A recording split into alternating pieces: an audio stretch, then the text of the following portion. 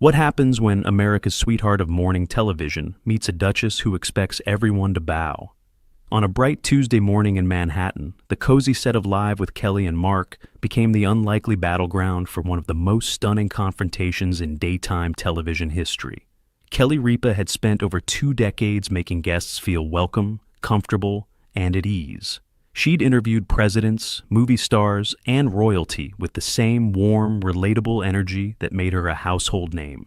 But she'd never encountered anyone quite like Meghan Markle, a woman who walked into the studio expecting adoration and walked out leaving chaos in her wake. Within 20 minutes, the laughter would stop, the smiles would fade, and millions of viewers would witness something they'd never seen before. Kelly Ripa pushed past her breaking point. This is the story of the interview that shattered the illusion and revealed what happens when entitlement meets authenticity. Before we dive into this unbelievable story, make sure you hit that subscribe button and smash that like. We bring you the most explosive celebrity moments every single week, and trust us, you won't want to miss what's coming next. Now, let's get into what really happened that morning. The show opened with its signature energy, the live band playing, the audience clapping, Kelly and Mark dancing their way to their seats with the kind of enthusiasm that had defined the program for decades. The first segments went smoothly, a cooking demonstration, a discussion of viral videos, the kind of light entertainment that American viewers had come to expect from their morning routine. Then came the moment the producers had been building toward. "All right, everyone," Kelly announced, her smile widening. "Our next guest is someone who has absolutely captivated the world. She's a former actress, a duchess, a philanthropist, and one of the most talked about women on the planet. Please welcome Meghan Markle." The applause was enthusiastic as Meghan emerged from backstage. She was dressed immaculately in a cream-colored designer ensemble that probably cost more than most audience members' monthly mortgages. Her smile was wide, practiced, the expression of someone who had spent years learning exactly how to project warmth without actually feeling it. She crossed the stage with careful, measured steps, not the relaxed stride of someone happy to be there, but the precise movements of someone performing the role of happy to be there. Kelly rose to greet her with a warm hug. "Meghan, thank you so much for being here. We're so excited." "Thank you for having me," Meghan replied. And there was something in her tone, a certain flatness beneath the pleasantries, that made Kelly's producer instincts tingle with warning. Mark offered his own greeting as everyone settled into their seats. The audience applauded again, and for a moment, everything seemed normal. It wouldn't last.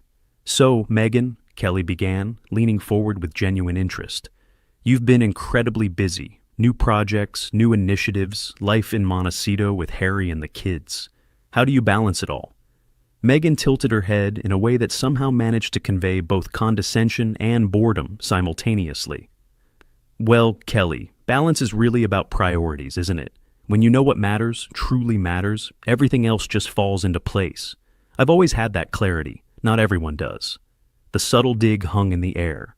Kelly's smile remained in place, but her eyes flickered almost imperceptibly. "That's a great perspective," Kelly said smoothly. "I think a lot of working moms struggle with that clarity. Any specific advice for them?" Meghan laughed, a light dismissive sound. "Advice? I think everyone's journey is different. What works for someone in my position wouldn't necessarily translate to someone in, well, a different situation. It's not really comparable, is it?" Mark jumped in, sensing the need to redirect. "Speaking of your position, you've been doing some amazing work with your foundation. Tell us about that." "The foundation is doing exactly what we intended it to do," Meghan said, her voice taking on a slightly lecturing tone. "We're addressing issues that actually matter: mental health, women's empowerment, children's welfare, the kind of substantive work that doesn't always make headlines but changes lives." "That's wonderful," Kelly said. "Can you tell us about a specific program or initiative that you're particularly proud of?" Meghan's eyes narrowed slightly as if the question was somehow offensive. "I'm proud of all of it. Asking me to single out one thing is like asking a mother to choose her favorite child. Everything we do is important. Everything has impact." "Of course, I didn't mean to suggest otherwise," Kelly replied, her tone remaining warm despite the prickly response. "I just thought our viewers might love to hear about something specific, something that really illustrates the work you're doing." "Our viewers?" Meghan repeated, and there was a subtle emphasis on the word that made it sound almost mocking. Well, I suppose if they want specifics, they can visit our website. I'm not here to deliver a sales pitch. Kelly blinked. No, of course not. We just want to give you a platform to share. I have plenty of platforms, Meghan interrupted smoothly. Netflix, Spotify, Archewell. I don't need another one. I'm here because my team thought it would be good exposure for the brand. The word brand landed with a thud. Kelly and Mark exchanged a quick glance, the kind that married couples share when they're both thinking the same thing but can't say it out loud. Well, we're grateful you're here, Kelly said, her professionalism holding steady.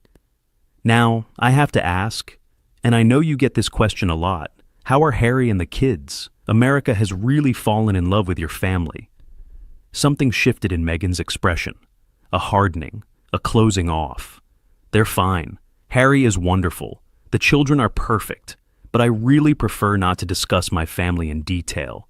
It's one of the things we specifically ask not to focus on. Kelly nodded understandingly. Absolutely, I respect that. I was just asking in general terms. General terms have a way of becoming specific headlines, Meghan cut in, her voice taking on a sharper edge. I've learned that the hard way. Anything I say about my children will be twisted, analyzed, dissected, so I'd rather say nothing at all. I understand completely, Kelly said, though her smile had become slightly more fixed. Privacy is important, especially for children. It is, though I'm not sure everyone in media understands that concept. The accusation was unmistakable, and it was clearly directed at Kelly herself. Mark leaned forward, attempting to lighten the mood. Hey, I get it. Kelly and I have 3 kids, and we're pretty protective of them too.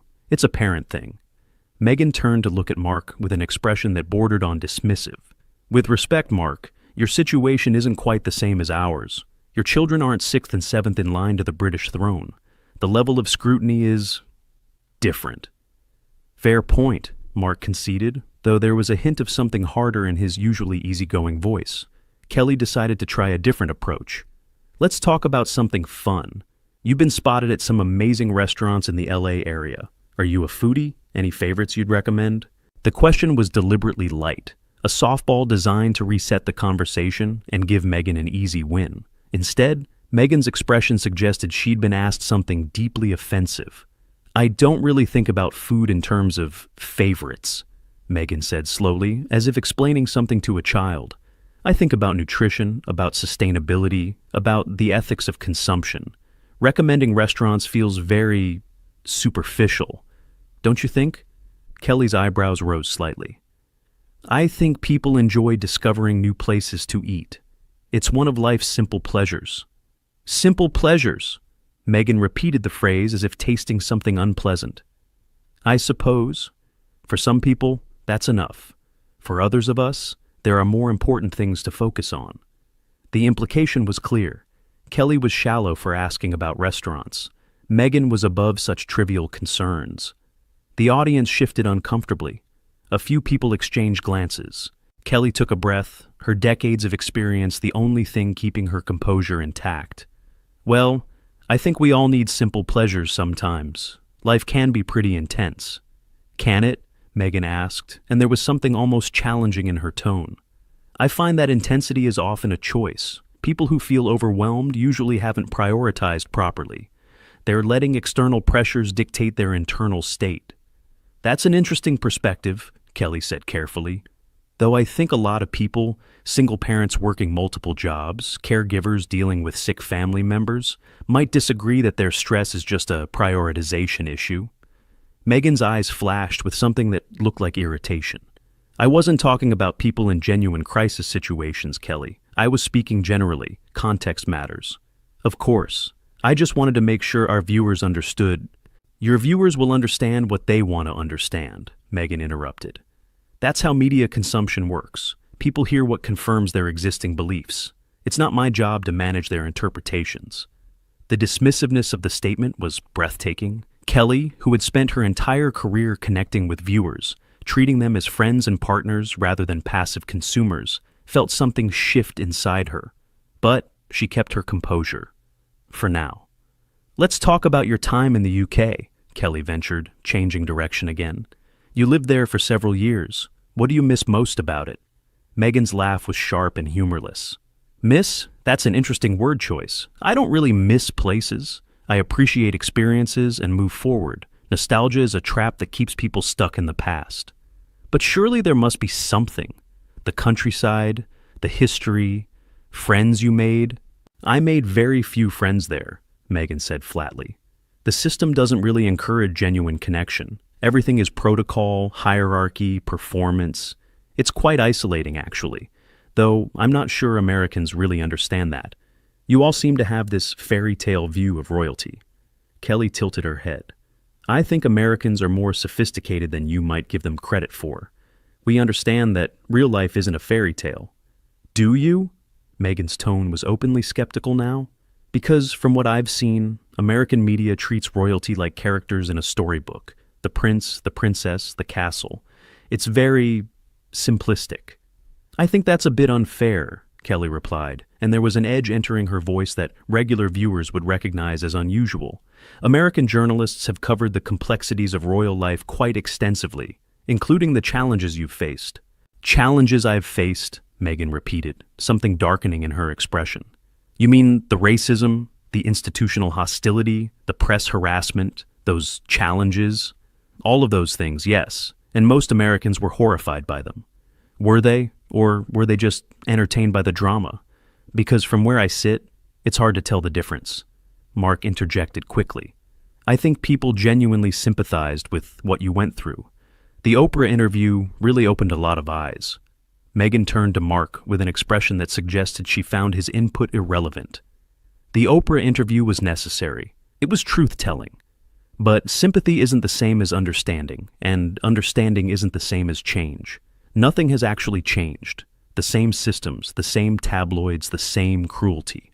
It all continues. But you're in America now, Kelly pointed out gently. You've built a new life here. Isn't that a kind of change? A change for me, yes. But I was talking about systemic change, institutional change, the kind of change that actually matters in the long term. And you're working toward that through your foundation? I'm working toward that through everything I do, Meghan said. And there was a grandiosity to the statement that seemed to surprise even the audience.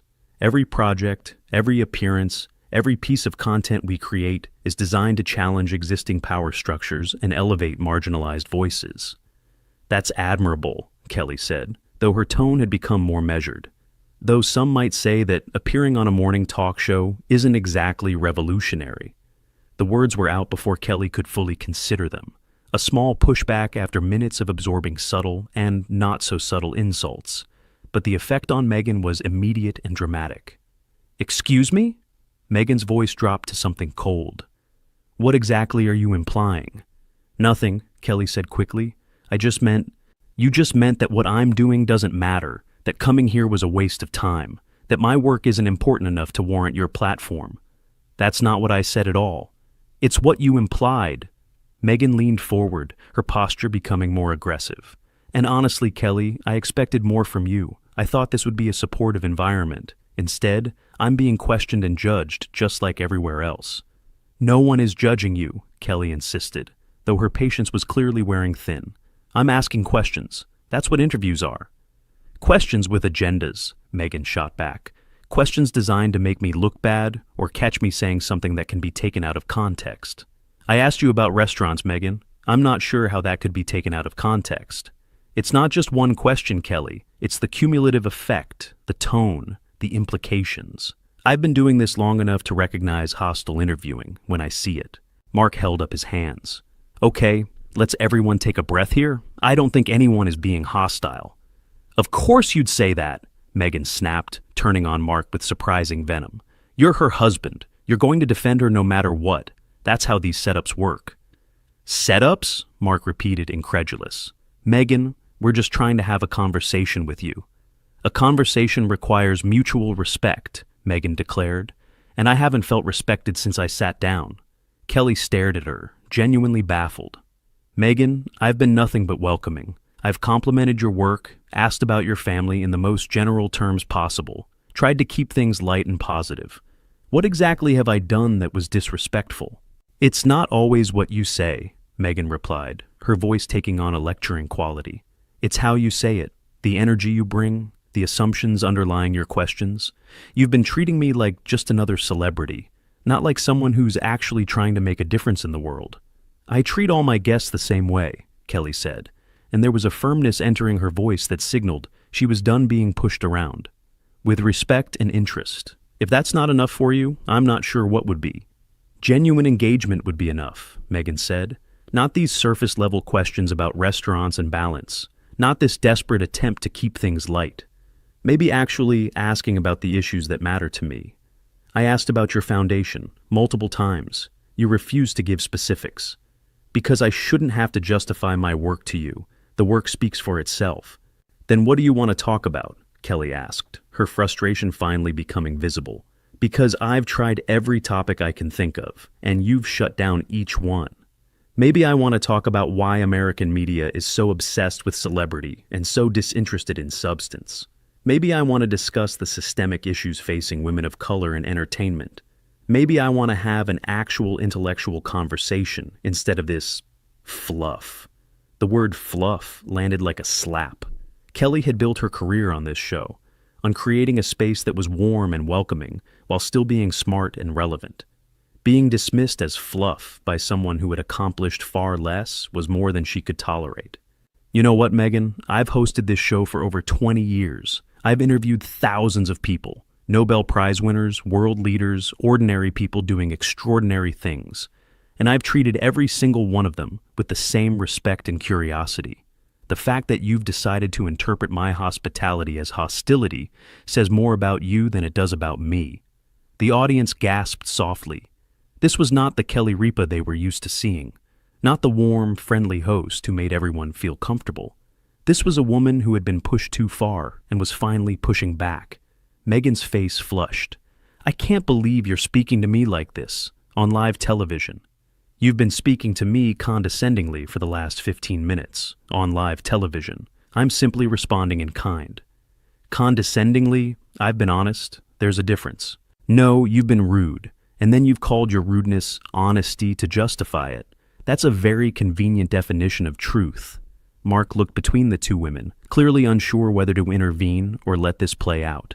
The producer in his earpiece was frantically telling him to do something, but what exactly was there to do? Meghan stood up abruptly, her chair scraping against the floor. I don't have to sit here and be insulted. You haven't been insulted, Kelly replied, standing herself. You've been treated exactly like every other guest who sat in that chair. The only difference is that you expected special treatment and didn't get it. Special treatment? I expected basic courtesy. You received basic courtesy. What you wanted was deference, and I don't defer to people simply because of their titles or their marriages. The mention of her marriage seemed to strike a nerve. Meghan's eyes flashed dangerously. Don't you dare bring Harry into this. I haven't mentioned Harry once in this entire conversation. You're the one who keeps bringing him up. Because everything I do is filtered through him, through the royal family, through this narrative that I'm somehow defined by who I married. I am my own person, Kelly. I had a career before Harry. I had accomplishments. I know you did, and I was looking forward to talking about them. But you've spent this entire interview being defensive about things I haven't even mentioned. Meghan grabbed her purse from beside her chair, her movements sharp and aggressive. This was a mistake. Coming here was a mistake. I should have known that American media is just as toxic as British media. American media has been overwhelmingly supportive of you, Kelly pointed out. Oprah gave you 3 hours of unchallenged airtime. Ellen had you on multiple times. Every magazine profile has been glowing. If that's toxic support, I'd hate to see what toxic criticism looks like. You don't know anything about what I've faced, Meghan said, her voice rising. You sit here in your comfortable studio, with your comfortable life, asking your comfortable questions, and you think you understand struggle? You don't. You can't. You're right. I don't know your specific struggles, but I've never claimed to. All I've done is try to have a conversation with you, a conversation you've made impossible at every turn. Because your idea of conversation is just asking me to perform, to be entertaining, to give you sound bites you can replay. My idea of conversation is two people talking to each other with mutual respect. You've shown me none. Meghan turned toward the exit, then spun back around, pointing at Kelly with a trembling finger. You're going to regret this. When people see how I was treated here, they'll see exactly what happened, Kelly interrupted calmly. Cameras don't lie. I asked you normal questions. You responded with hostility, and now you're leaving because you can't handle an interview that doesn't go exactly the way you planned it. I'm leaving because this environment is toxic. You're leaving because you're not in control, and that's something you clearly can't tolerate. The observation was so precise, so devastatingly accurate, that Meghan seemed to physically recoil from it. You don't know me, she whispered, her voice trembling now. Whether with rage or something else, it was hard to tell. You're right, I don't. But I know what I've seen in the last 20 minutes. And what I've seen is someone who expects the world to accommodate her while refusing to accommodate anyone else. Someone who demands empathy while showing none. Someone who talks about kindness and compassion while treating the people around her with contempt. The audience was completely silent now. Even the crew seemed frozen in place. Meghan stared at Kelly for a long moment, her expression cycling through something that looked like shock, anger, and finally something almost like recognition. As if she were seeing herself through Kelly's eyes for the first time and didn't like what she saw. But then the walls went back up. You'll hear from my team, Meghan said coldly, about how this interview was conducted. I look forward to it, Kelly replied. Our footage is available anytime. Everything that happened here happened on camera. Meghan turned and walked off the set without another word. Her heels clicked against the floor with sharp, angry sounds, each step echoing through the stunned silence of the studio. Mark watched her go, then turned to Kelly with an expression of disbelief. Did that really just happen? Kelly sank back into her seat, the adrenaline that had carried her through the confrontation beginning to fade. Yeah, it did. The show cut to commercial, giving everyone a moment to process what had just occurred.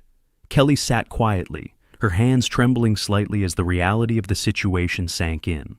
A producer rushed over. Kelly, are you okay? I'm fine, Kelly said, though her voice was quieter than usual. I didn't expect that. Nobody expected that, the producer agreed. She was completely out of line. I know, but I still feel... Kelly paused, searching for the right word. I feel sad, honestly. I really did want to give her a positive platform. I admire what she's tried to do with her life. I just couldn't let her walk all over me. Mark put his arm around his wife's shoulders. You didn't do anything wrong. You were patient way longer than most people would have been. Was I too harsh at the end? You were honest. There's a difference. Kelly smiled slightly at the echo of Meghan's own words. I suppose there is. When the show came back from commercial, Kelly addressed the audience directly. Well, that was unexpected, she said, managing a small smile. I want to apologize to everyone watching at home and to our studio audience. That's not the kind of interview we aim for on this show. We always want our guests to feel welcome and respected, even when things get a little intense. She paused, gathering herself. What I won't apologize for is asking questions and expecting answers. That's my job. It's what I've done for over 20 years, and I believe our viewers deserve honesty, from our guests and from us. Mark nodded beside her. We're going to move on to our next segment now, and I promise it's going to be a lot more fun. The audience laughed nervously, grateful for the break in tension. The rest of the show proceeded smoothly. A cooking segment, an interview with a genuinely delightful author, the kind of light entertainment that had made Live with Kelly and Mark a staple of American mornings. But underneath the surface normalcy, everyone knew they had witnessed something extraordinary. What do you think? Was Kelly right to push back, or should she have handled it differently? Did Meghan have legitimate concerns, or was she completely out of line? Drop your thoughts in the comments below. If you enjoyed this story, don't forget to like this video to help it reach more people.